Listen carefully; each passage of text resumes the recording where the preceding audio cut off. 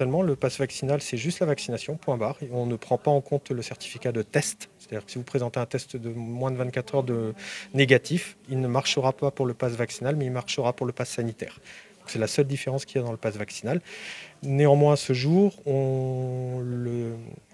l'arrêté conjoint qui décide de l'application du pass sanitaire, le gouvernement calédonien n'a pas souhaité pour le moment appliquer le pass vaccinal. C'est en pourparlers actuellement avec le gouvernement de la Nouvelle-Calédonie et en lien avec l'Osaria. Et quand ils décideront, ils préviendront la population pour l'application de ce pass.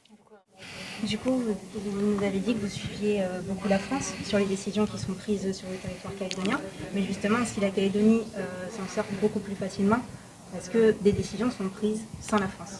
Alors, les décisions, elles sont prises pour le pass sanitaire. C'est-à-dire que le pass sanitaire, c'est une limitation de la circulation.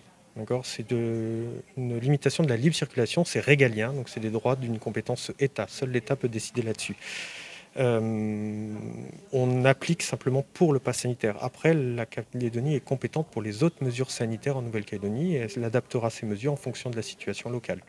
C'est une demande, c'est un lien qui se fait entre le gouvernement français et le gouvernement calédonien parce que les affaires étrangères sont une compétence État qui travaille cette compétence, il la travaille en lien avec la Calédonie.